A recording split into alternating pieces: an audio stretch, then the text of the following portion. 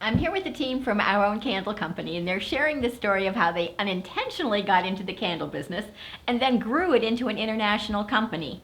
Larry, you want to tell your story? I know you started with the same group of people that we see here. We manufactured dried flower arrangements and sold them to big box stores, crafters, mom and pop stores, just a variety of customers. Gradually morphed into a little bit of an importing company. And at one point, one of our customers had approached us about importing an accessory for him. It was a candle shade. This screws on top of a candle. And I still remember today how many he wanted. He wanted a container of them, roughly around 30,000 pieces. So I went to Haiti. We had some relationships down there, met with some manufacturers, and they started the manufacturing process for 30,000 shades. After about 10,000 shades, the customer ran out of money, went out of business. So we've got 20,000 candle shades, or the parts to make 20,000 candle shades. What do you do with them? There's only one thing you can do with a candle shade is put them on top of a candle. So we got in the candle business. And at the time, we didn't even know how to melt the wax. We had no idea how to make a candle. And we figured we're only going to be in it for a short amount of time. We'll figure it out.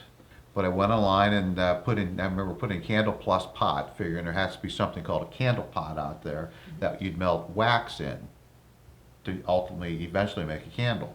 Sure enough, a candle supplier, came up. He made different, ingredients, different candle boxes, they were actually called, to melt the wax. So contacted him, explained to me what I needed. It was actually a box about this big. You could get a couple hundred candles we could make at a time out of that. And I said, that's great. Now where do I get the wax to put in the pot to make the candle? He gave me the name of a supplier. Called the supplier, got a hold of a sharp sales manager, and he schooled me on the proper waxes, the right blends, exactly what I needed to put in that jar without having to have chemists or engineers or that whole infrastructure of a candle company at the time. So I said, this is what you want. He says, it's expensive, but you're only going to be in it for a short amount of time, and your ultimate goal is to sell the shades anyways, so why don't you start with this blend? It's fine. So how do I get your wax to smell in different colors? And he gave me a name of a perfumer in North Jersey. Name of the company I still remember is French Color. We still use them today. And explained to him what we needed. We were going to make probably 20,000 candles, 50,000 candles probably we would need to make to ultimately sell 20,000 shades. So he said, Larry, so why don't I come down and I'll help you, get in the business. This is great. I said, before you do that, how do I get the candle to melt? And he explained to me the whole wicking process. So we contacted a supplier of wicks. So that kind of completed everything. We had the wax, we had the scent, we had the color. We knew what kind of container we were going to have to find. I don't know where I was going to get those at the time, but we figured we would find that. And a wick supplier. He came down, he taught us how to melt the wax. Didn't tell us how to make the candle exactly, but gave us a lot of tips. We didn't even know how to convert the ounces to grams and to different ingredients that different sizes we need to convert everything into. Ruined what, Howard? Probably the first 1,000 candles came out bad. At least 1,000. Yeah.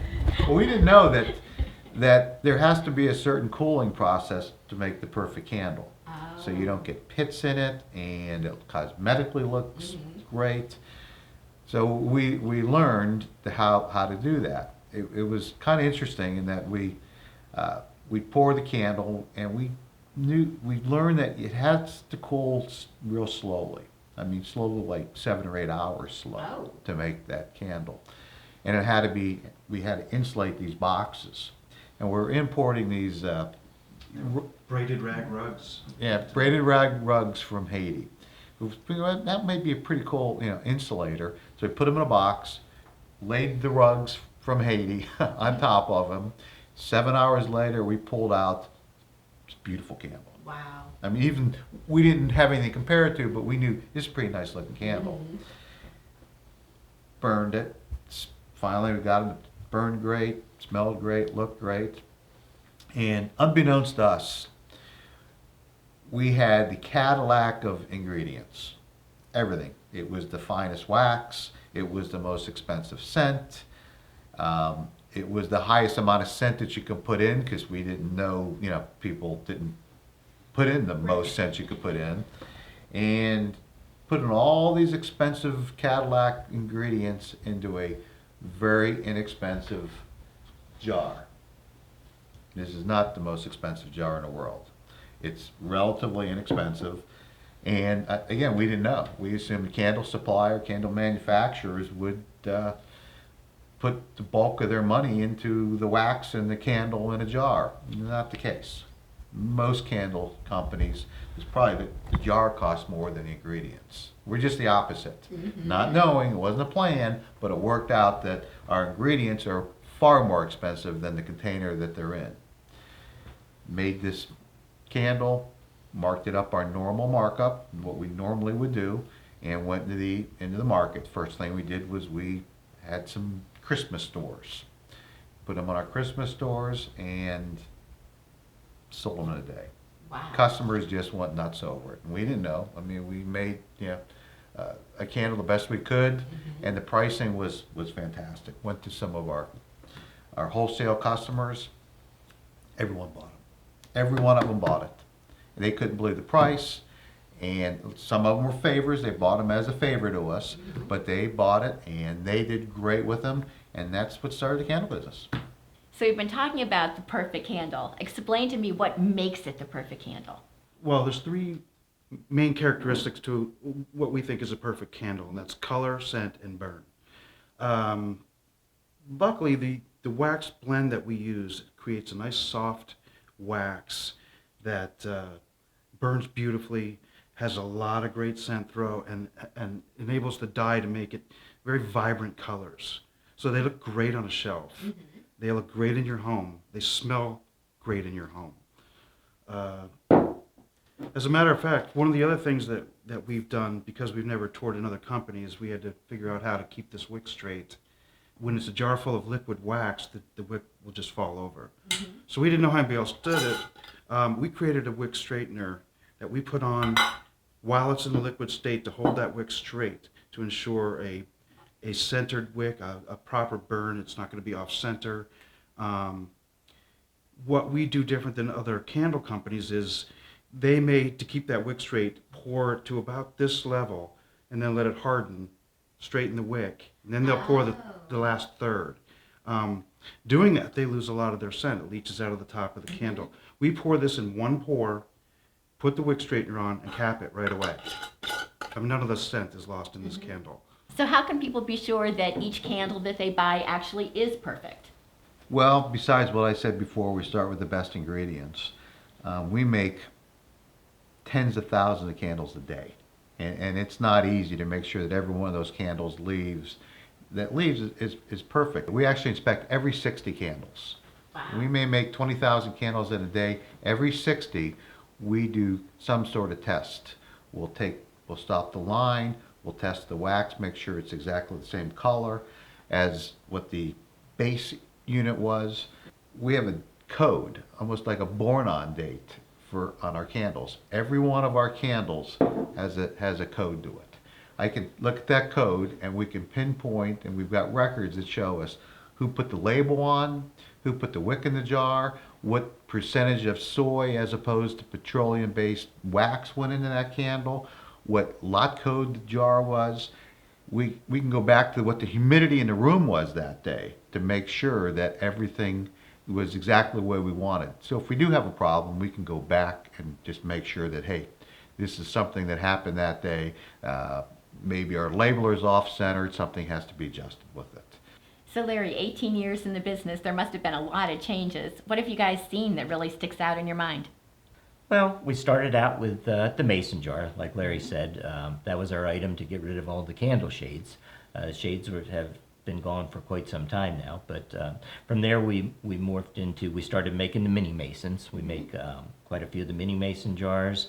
We make candle melts now for candle warmers. We've developed a decorator tin line of candles that have done very well. And we're really excited about an aromatherapy line that we've created. Now we've got about a dozen scents now in that line. All soy, 100% essential oils, and they've done extremely well. We've developed displays. We realize the need that if we're going to go into larger retailers, bigger box retailers, and even some of the mom and pops, we'd have to come up with some kind of a fixture, some kind of a display to sell our candles. And we've tailored a lot of displays to go into a lot of different stores, from 3-foot by 6-foot tall display to 18-inch displays to a crate display that'll hold about 7 cases of our mason jars, and we've literally sold thousands of those. Wow. Realize the importance that if we're going to sell a lot of candles, we need our display, and every store that has the displays do so much better with the candles. So what category of retailers have you most focused on? We have stores that are mom and pop stores up to major retailers with, department store chains across the country. One of the big things we've done in the past couple of years is a lot of exporting to other countries. Wow. We have distributors in the United Kingdom. We have, South Korea, Japan. It's amazing that we're actually shipping our candles to places that traditionally ship products into the United States. It's amazing. Just, our newest customer we have is in Chile. We're really expanding the candles worldwide. So I'm interested in what kind of background all of you have that you got to this point. Who wants to tell their story first? Pretty easy as far as determining, knowing what our background is, or we all the same. Started out in retail, grew up in retail, learned the retail ways, having to work 80 hours a week, but in what retail needs are. Retailers want to get shipped product Right. on time, 100% full, and we know that. And that may sound like a basic, requirement. You'd be surprised how many candle and importers don't ship on time, 100% full, as needed, the best freight, everything that goes with having them be successful. We all grew up in that. We want to make sure that as retailers, we want to make sure we got shipped. And now as wholesalers and manufacturers, we ship 100% every time, on time. We've never missed an order. So has it been fun? I mean, it sure seems like you guys are all really enthused about what you do. Absolutely, it has. It's great starting with a company from the beginning and watching it grow and being a part of that growth. It's right, Bill. It's wonderful to hear the nice compliments we get about the candles. It's a great feeling when you get emails or phone calls about how people just love our candles and have been buying them for 18 years. They've been with us since the beginning, and our candles, they wouldn't have any other company in their home. It has been a lot of fun. It's been a lot of fun for me in different ways. When we first started, the experimentation was a blast.